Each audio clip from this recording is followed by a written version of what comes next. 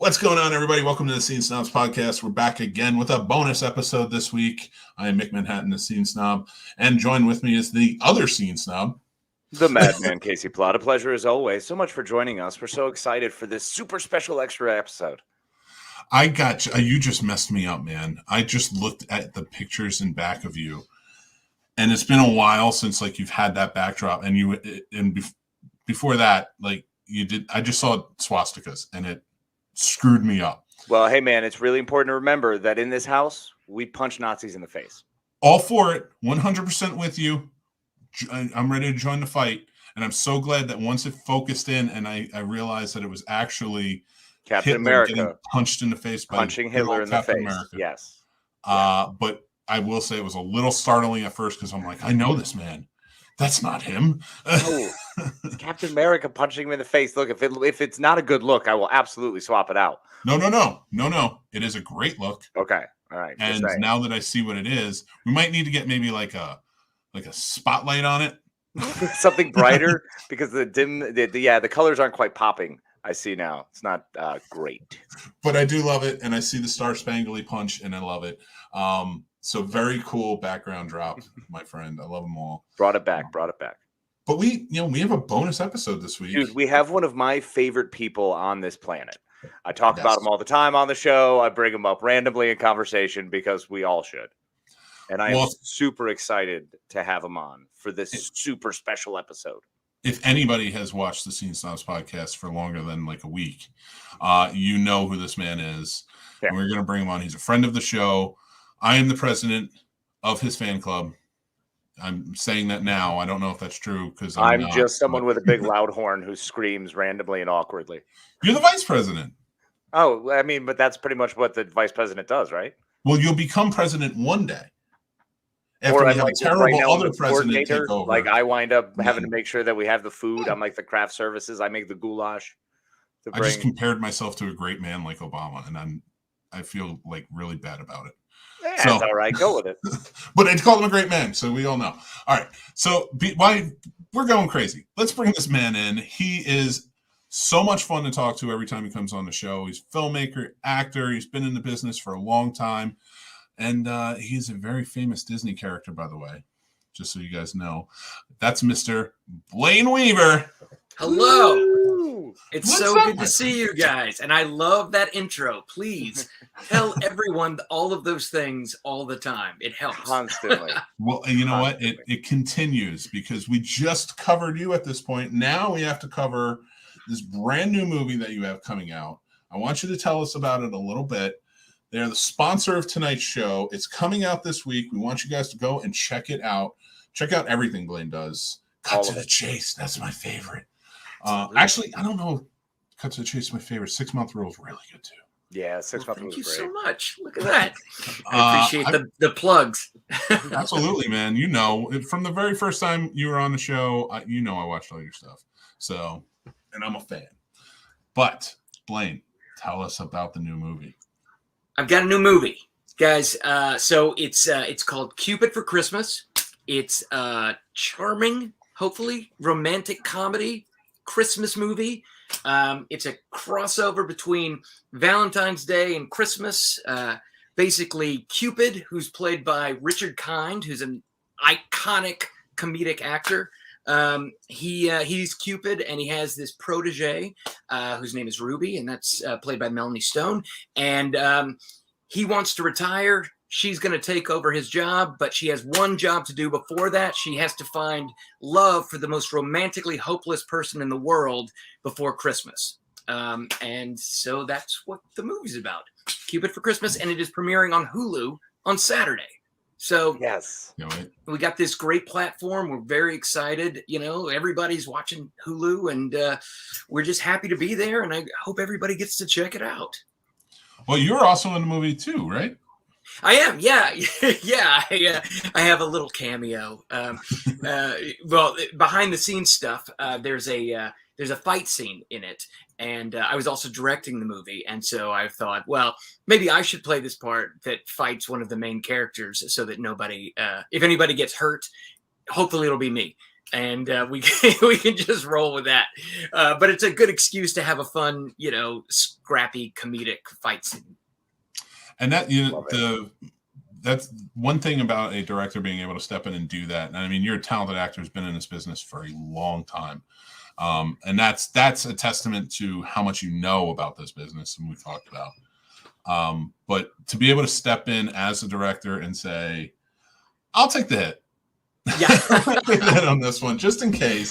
You're protecting people. You mentioned Cut to the Chase, and Cut to the Chase is a movie I made like 5 or 6 years ago, something like that. And I wanted to make an action thriller noir, but on a very low budget. And like, really, the only way that you can do something like that is if you are willing to throw your actors, into semi-unsafe situations. We had a great stunt coordinator, all that jazz, but it's not the big budget that you're used to, where you're going to have doubles and all that. So with Cut to the Chase, my whole plan was the way to make it was if I was the one that got hurt consistently throughout the movie.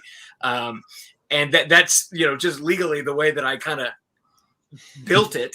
And, great business plan. And so, but it's become my go-to, where like, if I'm directing a movie or something and something seems unsafe, I'm like, is there a way for me to do it and not this person who is worth way more than I am? Well, first of all, don't you dare sell yourself short. Thank you. Oh, that's so sweet of you. I appreciate that. And to give a lot of credit to, when I saw Cut to the Chase, and this is a testament to who Blayne is as a person, the Alamo was showing it, and you were showing it digitally, and you came on, you did interviews and everything else, and that was a time when isolation had started. People were locked in, didn't have any new content coming out, and Blayne was sharing his movie for people to go out and check it out, so that way they'd have new content to come kind of go and see. I know it's a little bit older, it was 2016, but like to bring it back around and do that, that's a testament to you, man. Like, that was really cool of you to do. Thank you. I appreciate that. And so much fun stuff. Now, Cupid for Christmas. Let's talk about it a little bit. It was shot, we're here, of course, in Winchester. I know that you have spent some time in Winchester yourself, teaching here and working here. You filmed Getaway around here, which if you guys haven't seen, it's a great horror movie you should check out. You shot Cupid for Christmas here too, right? Yeah. No, so it's been this great like collaboration, right? So like 4 years ago, I guess, I was living in LA and I got hired to go to Winchester, Virginia and direct Santa Girl. So this was a project that existed. I worked for a production company in LA, and they had partnered basically with Shenandoah University to shoot on the location there, use the university as the location, and, also bring in students, as, some of the crew, as some of the talent, like we had, of course, if it's shooting on a college campus, there's lots of college aged characters. So we were able to use the conservatory, the acting conservatory they have there at Shenandoah, which is fantastic, to, pluck some young actors that, were inexperienced and give them basically their first movie. And it was so interesting because it was new to me and it was obviously new to them, but like they had no idea really what was going to happen. And I'm like, no, I make movies that actually come out. Like this is going to come out. This is going to premiere. This is not just some, college experience thing. Right. We had Barry Bostwick, we had Jennifer Stone from Wizards of Waverly Place, and Devin Werkheiser from Ned's Declassified School Survival Guide. It's like, this is a real cast, and you come in and you play the supporting roles. It's a great gig. And they, we had a great time. Everybody was super supportive, but nobody knew what the hell we were doing, right? Until it came out on Netflix the next year. And then everybody was like, oh, this is real. And I'm like, yeah, we're just shooting it here, man. We could make this anywhere, but we're doing it here. So we did that. And then the university was very kind to me and was like, hey, would you like to, while you're here prepping these things, teach some stuff? And I'm like, yeah, that sounds great. So I taught screenwriting there and taught like directing for the camera and whatnot. And that the next year I came back and we did Getaway, which we shot in the mountains and hills surrounding. Very bad idea. Way too cold. We had a snowstorm that shut us down. It was like, we're shooting all night long. And I'm like, I did not think this through. But that movie did quite well and is out everywhere, was picked up and is Amazon and all that jazz. So this is our third. This is our third returning back, same kind of scenario with Santa Girl, where we bring out the bulk of the main cast from Los Angeles or New York or whatever, and the bulk of the crew, and then we fill in the rest of the spaces with students and make it into kind of an educational experience, but while still being made for the marketplace. And so we're super stoked about, like, Hulu is very similar to Netflix in that everybody knows what it is, right? And pretty much everybody can steal somebody's password and go on and watch it. Yep. There are multiple people on a couple accounts. Yep. Yeah. Well, my fiance and I were just talking today about the fact that every time we watch Hulu, This Is Us pops up. And I'm like, we've never watched one episode of this. I'm like, which one of your family members is just watching This Is Us every single day so that it pops up right after, I'm sure it's a great show, nothing against it. But I think it's hilarious that there are all these people out there using her password. I mean, hell, I'm the way it is. Everything gets thrown around. Yep. Oh, yeah. I had some murder documentaries for me on Hulu for my wife. Like, she just watches mine and it's just like, hey, you want to watch The Rookie, but we're going to show you this murder documentary. And it's like, damn it. No, man, I didn't even know that we had Peacock, and we got it specifically so that Cherish could watch the Datelines. That's it. I'm like, oh, it's just another subscription, huh? No big deal. Listen, perfect timing. Yeah. Well, who doesn't want more Dateline, right? Right. It's all for just while folding laundry, honey. That's it. You guys, I honestly have become so savvy on Dateline, like you wouldn't even know it. It's casual. I'm just kind of osmosising it, Yep. But I know an awful lot about it, so don't try to pull anything over on me. See, that's the scary thing is when you watch that much of it, it means you're that good at the murdering part. Like, doesn't anyone understand this, or catching the killers? Like, theoretically, we should become better detectives, right? It's not true love unless the woman is plotting to murder you at every moment. Yeah, you know about that. I don't know if she's plotting it, but she definitely knows how to get away with it. Like we always talk about, the flashbacks of like, Blayne would never do anything like this, and all of my friends say, that seems so out of character. And then Cher's sitting in the corner with the eyebrow and, she's a suspect. All I'm saying is if anything happens to me, we know what happened. We're aware. Fan club and detective club. Right. Love it. Well, a question for you about the process of making this movie. When you came back, you're working with Patricia Harrington again, who wrote Santa Girl, and now she wrote Cupid for Christmas. And you had written Getaway and directed that.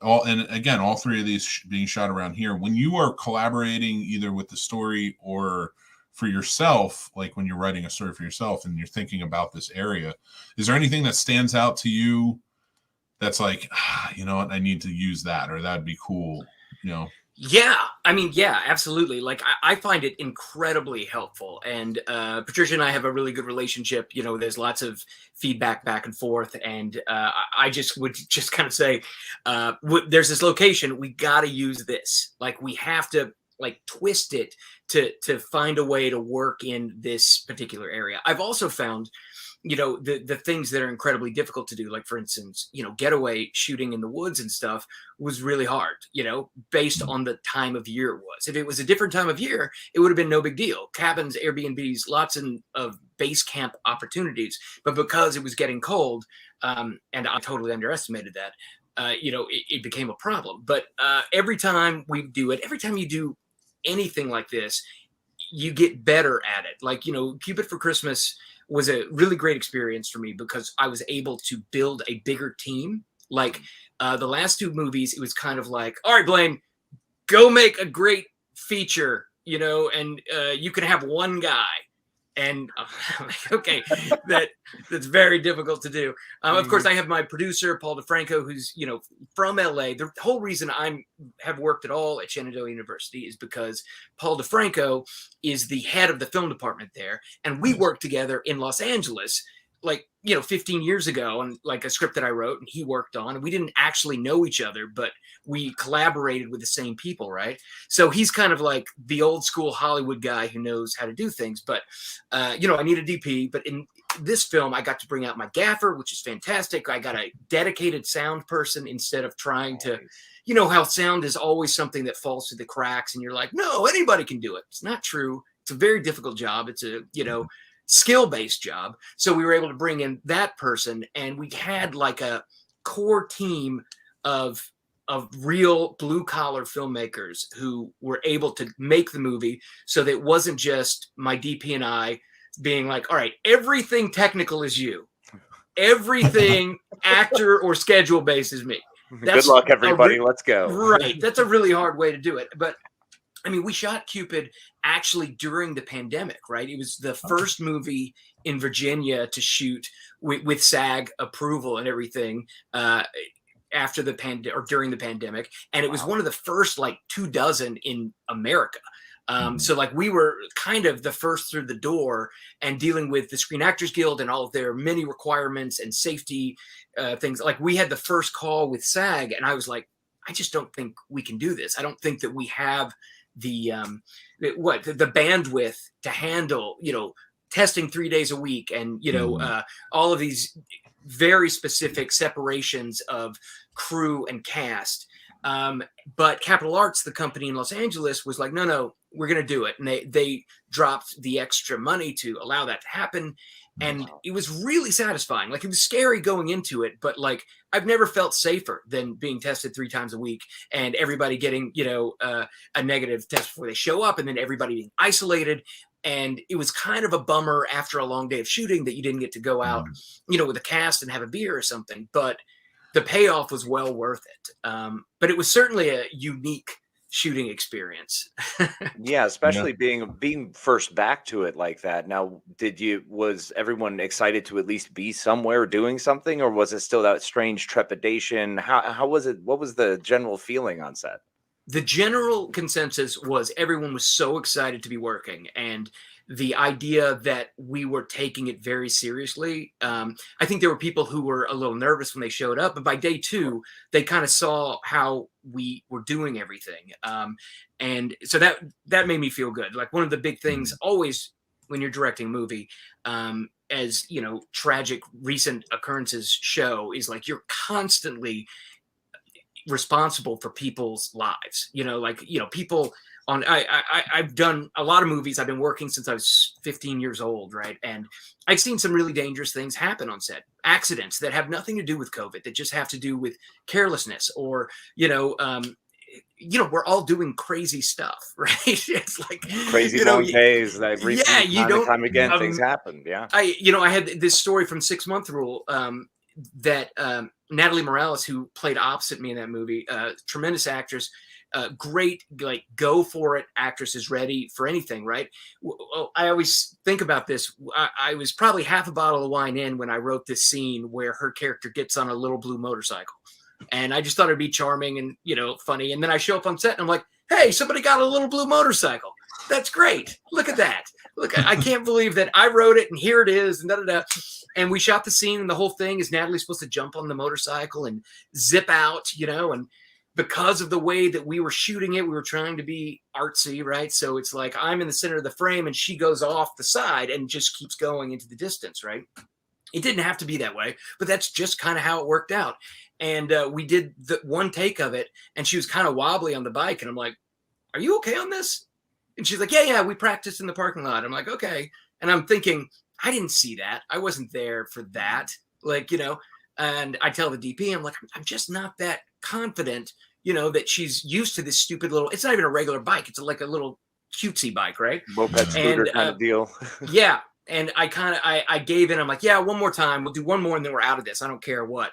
And she lost control of the bike and jumped the curb. And, it was one of the scariest things of my, life, but certainly my career, and, she got banged up, but she was okay. And she did her biggest scene right after that. But like, it's just an example of, we're constantly asking people to do things that are dynamic and exciting and fun to watch, and people get hurt all the time. So it's, you have to take that kind of thing seriously. And with COVID, in no way less than something like that,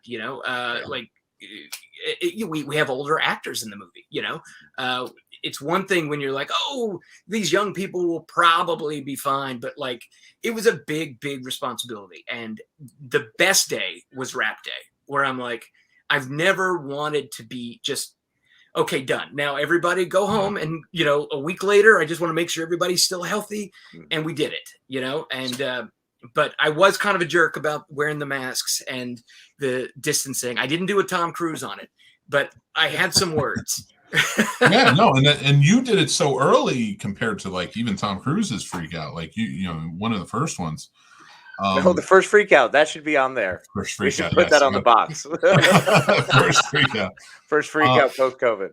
I would like to ask you a question based on what you were just talking about. And we don't like to get anything controversial or salacious on here or anything, but I would love to hear your opinion in terms of, when it comes to safety. We know everything that happened with Alec Baldwin and Rust, and I'm not going to ask your opinion on that or anything like that. But what I'm going to ask your opinion on is like having firearms on set. For you as a director, do you think that, and I'm not saying a broad spectrum or Hollywood, but for you personally, do you think that that's something that could be replaced with like rubber pistols and, done through post? Is that something that you would explore? The truth is I defer to, the people that have more of a technical knowledge than I have. I've never used, that's not true. I just did a short, and in the short film we used, we had 2 moments where the idea was I have this gun and I fire, and we were going to cut to black before the, gun goes off.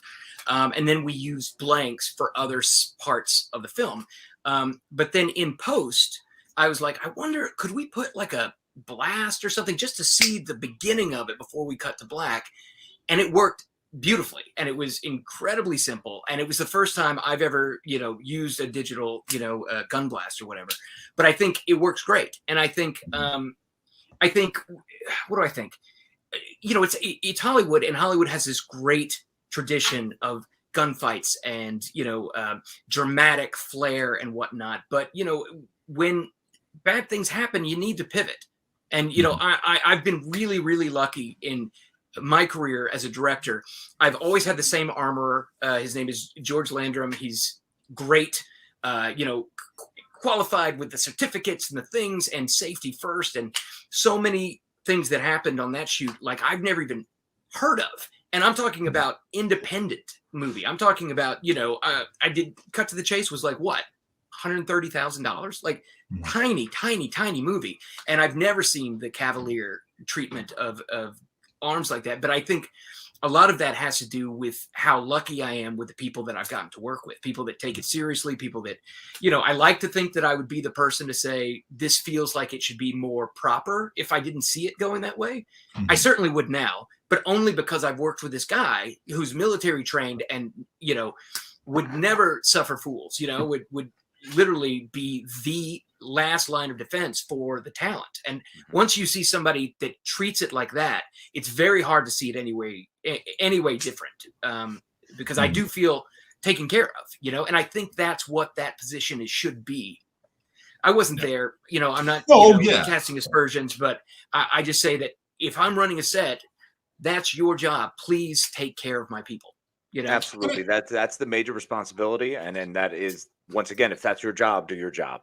And that's 100%. That's a fantastic answer too. And like to be able to work with somebody and know them so well and know how they do it, I think that's a testament to, I'm not of any certain thought process or anything like that. I've been on set with armors and, I've never seen an issue personally.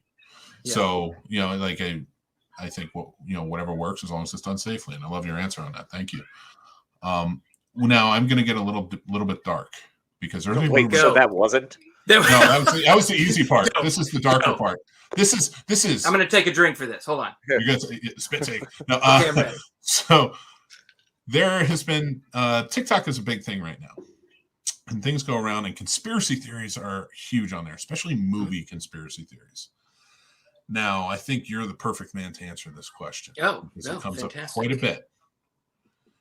Do you think that Peter Pan, the children are dead, and Peter Pan leads them to Neverland, which is their heaven? I honestly don't know that I'm the perfect person to answer that, because I work for a company that would probably be mad if I had a certain opinion of that. So I'm going to say that absolutely not. Peter is is youth incarnate, fun, and happiness, and a reminder that everybody should stay young as long as they can. But I don't know that I can say that I'm unbiased.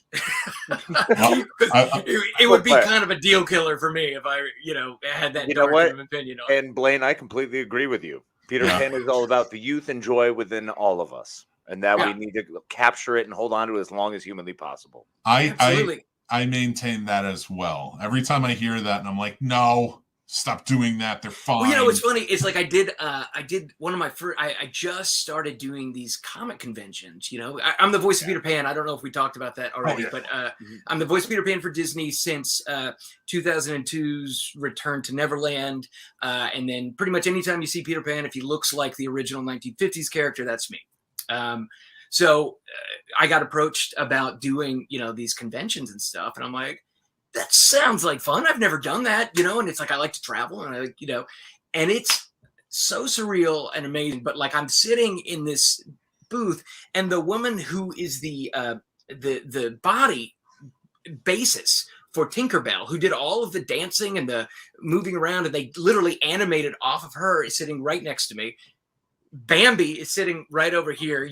There are all these like icons, that are like.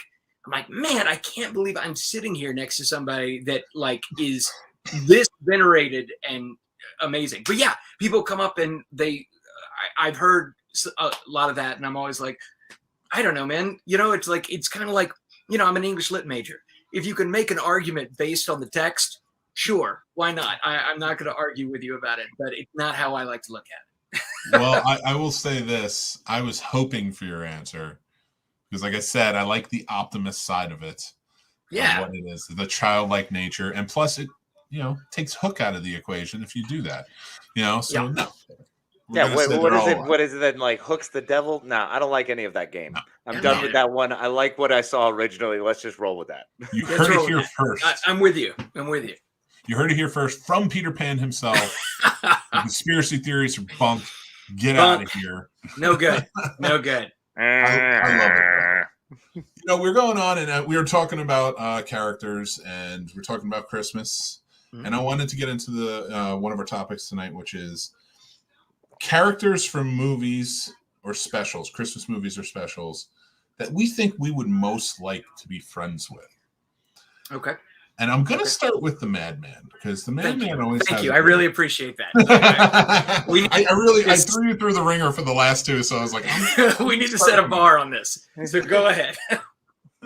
Man, who would you like to be friends with out of the Christmas pantheon of movies and specials? Mick, my friend, it took quite the level of consideration to figure out whom of all I would wish to be friends. I swear to God, if you say that polar bear from the Coca-Cola commercial, it's not me. Shut up. Of course, I'm not going to say that. Those are contrite by comparison. No, my friend, I have decided on truly the greatest of them all, a leader in the pantheon of all of characters. It's the Ghost of Christmas Past. That dude knows how to party. He's always got a lot of food, ton of drink. Just so boisterous and happy. And who doesn't want to hang out with someone who chuckles all the time, screaming, "Come and get to know me better, man." Like, that's fantastic. I love that guy. Like, he just brings the spirits up. He makes you happy. But when he's taking you back to fond memories, things that built you to who you are today. So I'm fine with that. I don't need to see the future, and present is just kind of weak right now. So let's go to the past. Let's just live it up. Point of order. Isn't he taking Scrooge back to show him what a screw up he is and how he ruined his life? Whoa. Look, I'm not following Scrooge back. All right. I'm hanging out with the Ghost of Christmas Past. Whatever he chooses, this guy we're going with that. Since you're not broken, he's simply going to show you all the good times that you had. Instead of, remember when you did this, dick? I'll be like, yeah, I do. And you know what? I learned from it, so I didn't do it again this time. Well, checkmate. I kind of understand why your best friend is 6'8" and like 9,000 pounds. Yeah, you're pretty jolly, bro.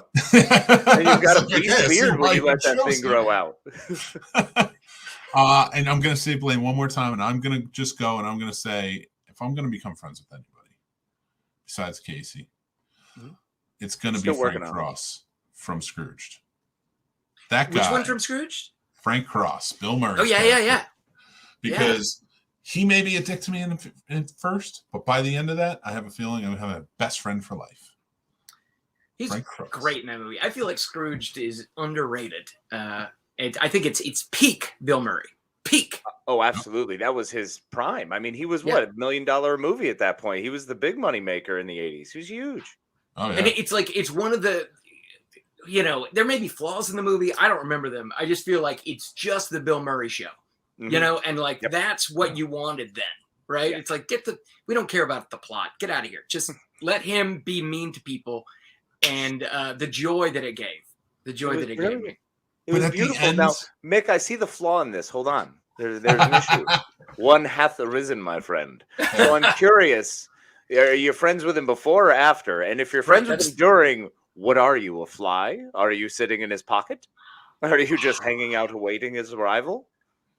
I think that I am during.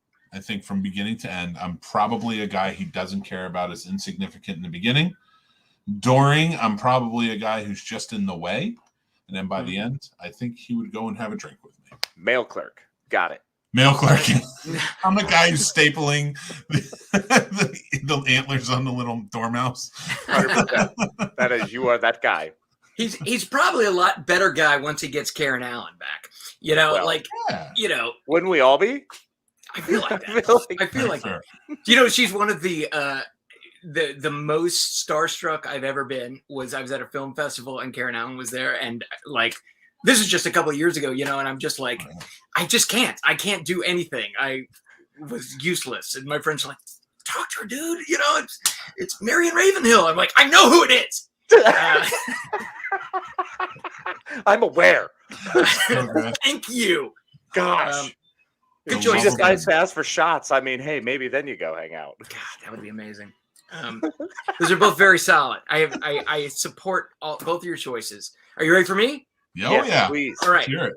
I have a couple of backups that I wanted to throw out. Okay? Oh, I want to hear the honorable mentions first. Honorable mentions is I'm mad because I can't remember his name, but the kid from Christmas Story who gets his tongue stuck on the pole.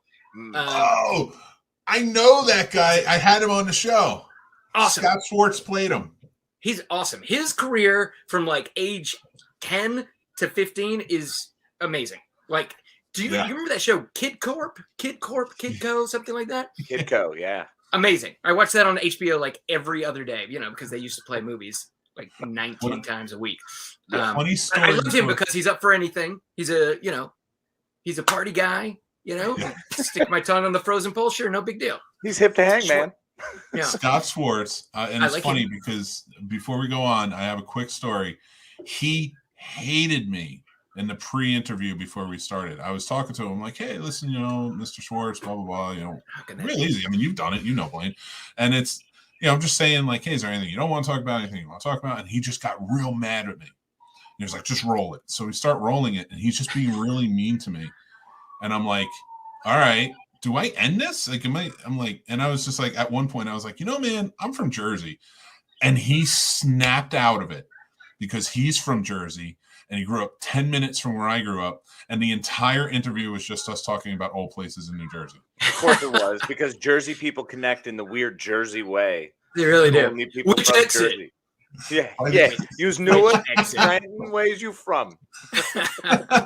But by the end of it, we sign off, and I'm like talking to him, and he's like, I didn't like you at the beginning, but you're from Jersey, you're good people. I'm like, thanks, man. Did you find out what you did to trigger this reaction? Not knowingly. I mean, I could probably guess because I did ask, "Is there anything you don't want to talk about?" And it was probably his later adult career. But I didn't even realize he had an adult career. I didn't do research on it. I need to Wikipedia this guy. I'm missing out. It's some crazy stuff, but he did turn out to be a really nice guy, and he's been supportive and stuff. So I will give it to him. I love it. Hey, I want to move this plant behind me because it looks like I have like a. Have you guys noticed this? The extra little head pop there. I don't like it. All right, great. This is my second honorable mention, okay? And I feel like it's an obvious choice. The Star Wars Christmas special, R2-D2. Yeah. It counts. If you get to be best friends with R2-D2 and you have a back way in, like the Star Wars Christmas special, you take it. Yeah, 100%. And then especially it's R2-D2. Right. I mean, who doesn't want to be best friends with one of the coolest droids ever? Exactly. That's a hard one to best. But my number one choice is from the best Christmas movie ever, is Argyle, the limo driver from Die Hard, who is the most stand-up dude I've ever seen. He'll drive a guy to the airport. Nobody drives anybody to the airport. He'll hang out in the car to see if things work out all right. Yep. I'm just going to sit here. Like, I don't even care. We'll go out later. You can stay at my house, he says. What? Who does that? Nobody in LA does that except for Argyle, the driver. And then he gets to knock somebody out at the end. So also aggressive. He's got his guy's back. Yep. Best friend you could possibly have in a Christmas movie. And that teddy bear with the heart made it. Oh, right. Yeah. It made it. Listen, I think we're skirting over a very important detail about Argyle, and that is great music choices too. Oh yeah, great music choices. And look, he's on the phone with his lady, putting her off for his bro on Christmas. He doesn't even know. The new bro he doesn't know. Argyle. And he'll be back for New Year's. That's the best choice. I was really proud of that. I was really proud of that. Casey's a close second because as soon as he said his, I was like, mine is not going to match up. But I was, man, now I wish I'd put more thought into this because I really thought like Frank Cross was your choice. Frank Cross is No, Argyle's probably the best. Hey, don't beat yourself up, man. Frank Cross is great. Bill Murray's great. And we're excited to see him tomorrow in Ghostbusters. But well, Frank Cross is great though because you get to get hammered with him in some weird penthouse and like live the life. He's still rich, even though he may have pulled his head out of his ass, but he's still rich. Still rich. Yeah, but I got a place to stay with Argyle, and I get to hang out with a guy who plays good music, and you get a feast everywhere you go. And I'm just going to say one more thing is that Argyle's a grown-up. Grown-ups don't pick up people from the airport. They don't offer these things. This is like something you do when you're 22. Hey, man, crash on my futon. No. And we can all speak from experience here of either living in LA or being in LA. Nobody wants to drive to LAX. No. Nobody. Anybody listening? I'm just going to hang out in Century City while you go to a party and wait for you. No. Doesn't happen. Sure. He's a 1 in a million. he's the perfect choice here because he would do it for you, and I believe them all the way through. Those are great choices. And we're talking about some of our favorites and things like that. And we're kind of going into Christmas again for Cupid for Christmas. Make sure to check it out on Hulu this weekend. It's coming out. Blayne's new movie. But so we're getting into Christmas spirit. Thanksgiving's next week, and Black Friday is the day after. Black Friday is when you buy your Christmas gifts. Is it? Yeah, I got to be honest. It's kind of like, to me, after working in the bar industry for all of my 20s, all of my 20s, bro, me it's too. kind of like there you go. I feel like it builds a certain type of person, and that person doesn't go to the bar on Friday night.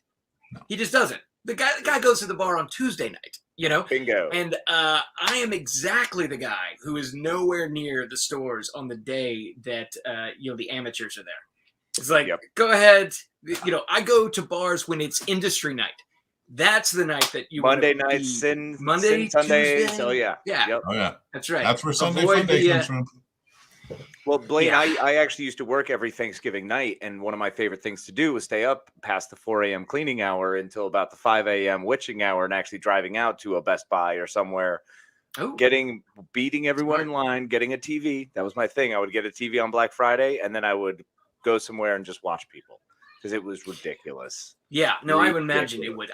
I think it's funny. Like, I have this new kind of part of my life where I'm teaching, and that's never been part of my life, but like teaching young actors and whatnot and talking about a career and stuff. And I'm so depressing. I'm always like, work at night, get ready to miss all of your friends' birthdays. If there's a holiday, you're working. If it's something fun, you're working. If it's Friday night, Saturday night, you're working. Yep. That's how you keep your days free to audition so that you can have a career.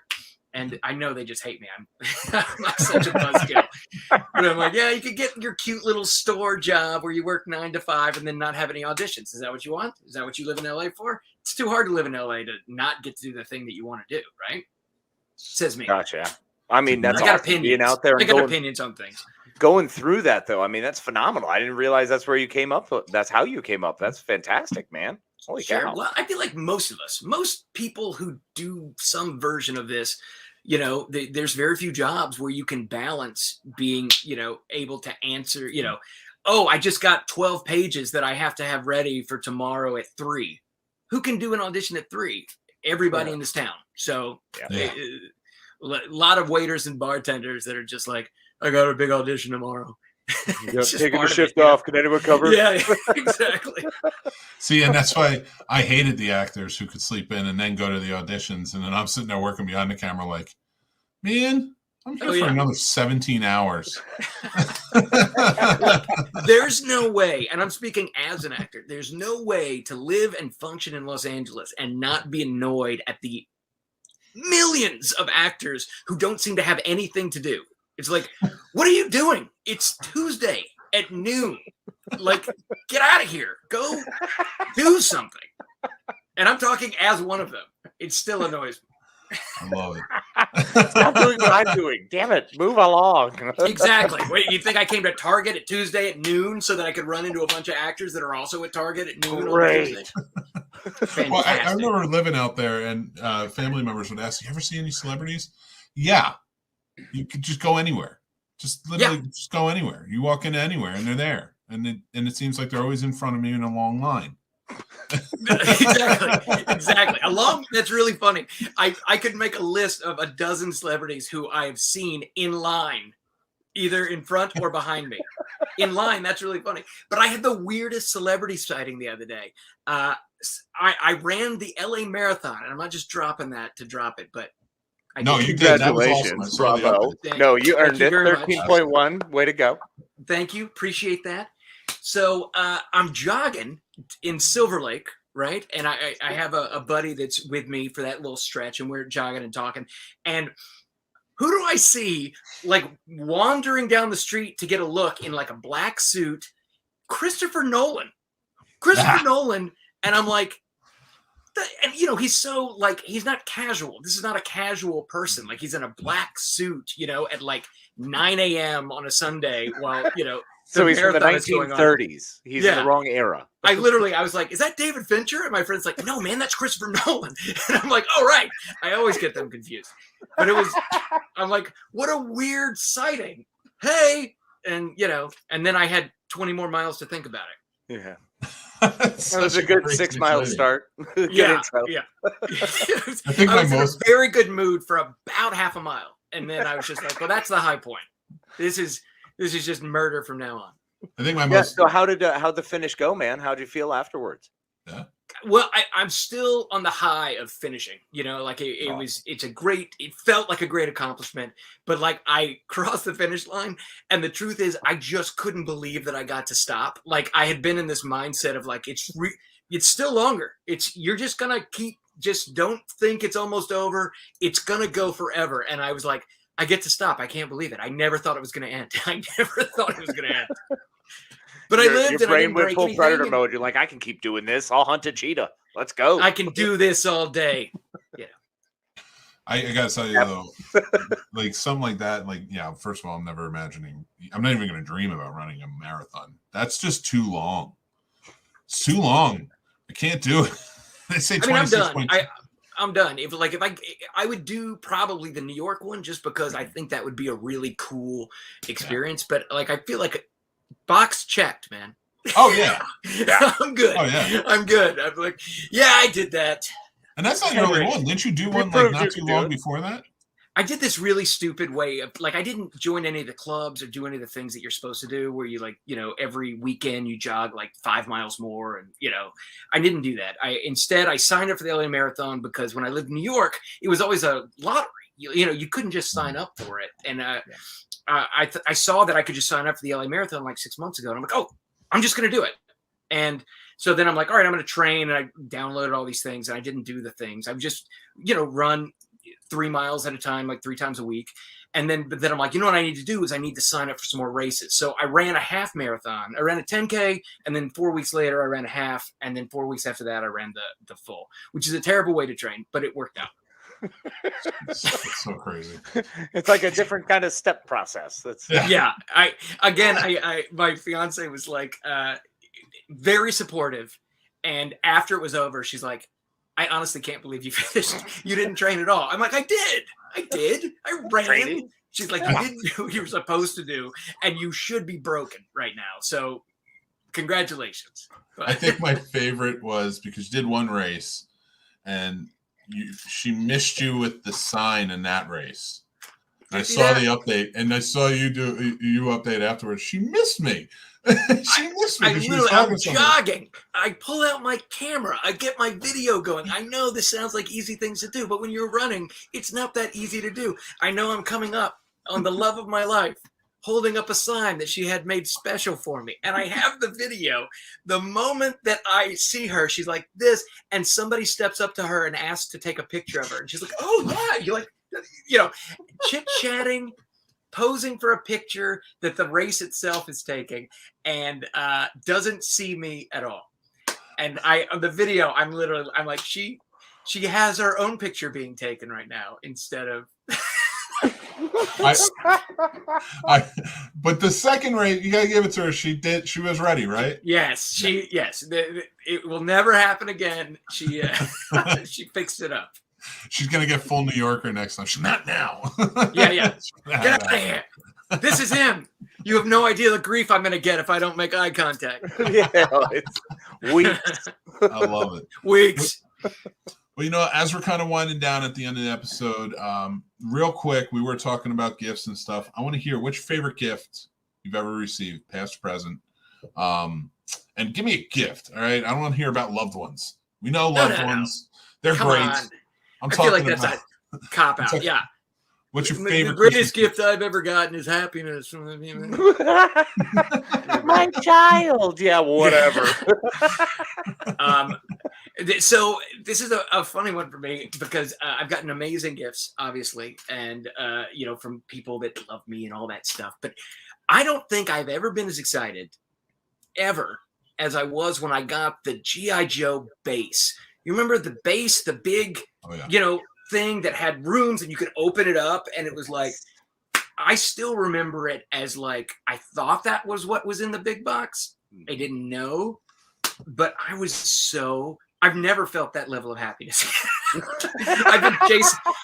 I've been chasing that dragon, for many, many years, man. Yeah. That's a great choice. And that makes sense because that G.I. Joe, man, they had some great stuff. Great stuff. My brother had the huge aircraft carrier. Yeah, my neighbor had that one. It was a little fancier than my price point, but I would have just look at it and just be like, "This is awesome. I wish I could play with that with You Aren't Here." Right? Oh, yeah. And that was the worst, wasn't it? When you had to play with them because it's their stuff, but like who plays with G.I. Joe with somebody else? It's kind of like a solitary. I had like my one Voltron cap, but my buddy down the street had all Voltron, and I was like, "Well, I'll bring Blue Cat over, I guess. I'll bring your foot." Yeah, bring your foot. I will tell you, that's a good one. G.I. Joe always works, but how about you, Case? What do you got? Bro, straight up, it was the original NES. When I unwrapped that Nintendo Entertainment System, it was one of the most joyous moments of my life. And much like Blayne, it's just been chasing that dragon. Yeah. Nothing else has ever achieved that level because, man, it was like I knew I was loved for the first time in my life. Isn't it funny the stuff that like resonates though, like how different human beings are? It's like, I was stoked to get that. I was stoked.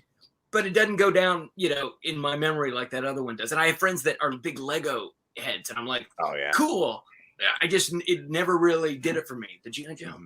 Everybody's got their thing, and it's wonderful. Yeah. I love that everyone gets their thing. It's so cool. Yeah, I will say still, and it fits. We talked about Ghostbusters a lot lately with the new movie coming out. But when I got that Firehouse, I bet that was cool. Yeah. that was it for me. That was, you know, the Ecto 1, all that other stuff was cool, but that Firehouse was just probably my favorite thing ever. And was that like the cartoon, like the characters from the cartoon, and not? Yeah, that was a good cartoon. It was a great cartoon. Yeah. But you know what? You know, and we talked about Ghostbusters. No, it's coming out, but you know what's coming out this weekend that you should see definitely 100% over Ghostbusters? Cupid for Christmas. If you have nothing, if you have anything going on Saturday, you should cancel it. And if you don't have anything going on Saturday, now you do have something going on Saturday. Exactly. That will be on Hulu. That's right, Hulu. Streaming on Hulu, you can find Cupid for Christmas. And me, everyone who's been paying attention knows that I'm a massive rom-com mark, especially right now in my big gooey sappy stage.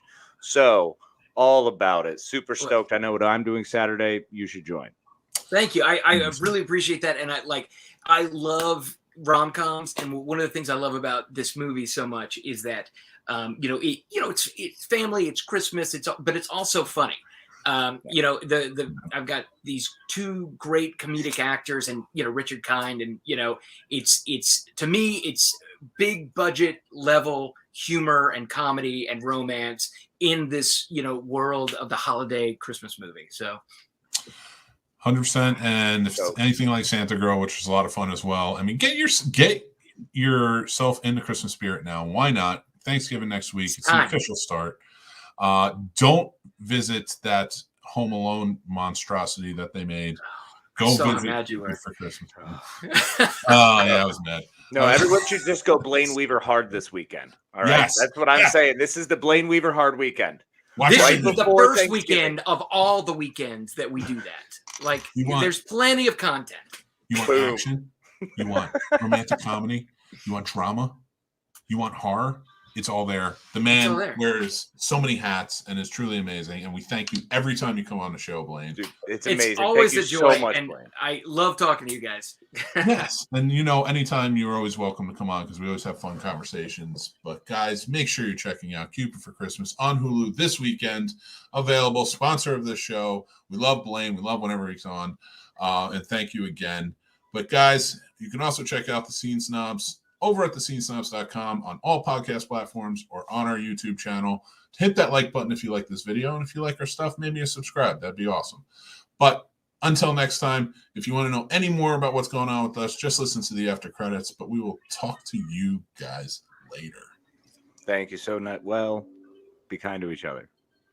All right. Thanks for watching, everybody. I'm Mick Manhattan, the Scene Snob, and you can check out the Scene Snobs podcast live every Tuesday at 9 p.m. Eastern, or you can check it out on any podcast platform or our YouTube channel anytime after that.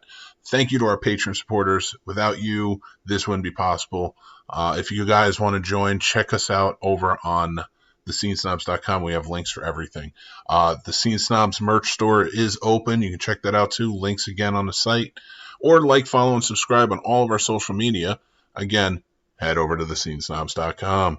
It's all there for you guys. Love you, and we'll talk to you guys soon.